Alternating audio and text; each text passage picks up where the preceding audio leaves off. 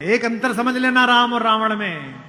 राम के पास जो है वो पर्याप्त है और रावण को जो प्राप्त है वो पर्याप्त नहीं है। रावण के पास पंचकन्याओं में सबसे सुंदर स्त्री मंदोदरी जैसी सती मां उनकी पत्नी है, लेकिन उसके बाद भी जंगल में घूमते हुए एक तपस्वी की वलकल पहने हुए युवती को अपनी रानी बनाना चाहता है। लेकिन युद्ध के आखिरी दिन जब रावण पड़ा हुआ है, नीचे निश्चेष्ट उसका शव पड़ा हुआ है, तो मंदोदरी ने विलाप करने के बाद पूछा, वो कहां गया जिसने इसे मारा? और रघुवंशी राम उदास एक पत्थर पर बैठे हुए कि इतना रक्तपात क्यों हुआ। मंदोदरी गई, पीछे से पहुंची। चिंताग्रस्त राम ने अचानक एक स्त्री की छाया देखी जो पैर के आसपास आ रही है।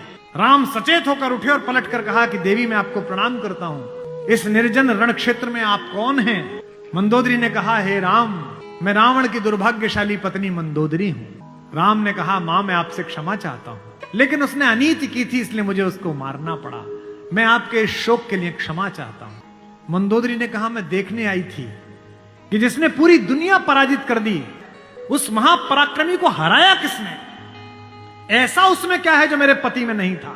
तो राम ने पूछा कि मां आपको पता चला क्या है? बोले, राम एक मेरा पति था जो मेरी जैसी सुदर्शना होते हुए भी तेरी पत्नी चाहता था। एक तू है कि पीठ पर से भी परस्त्री की छाया पड़ी है तो उठकर खड़ा हो गया है, ये उसमें तुझ में अंतर है।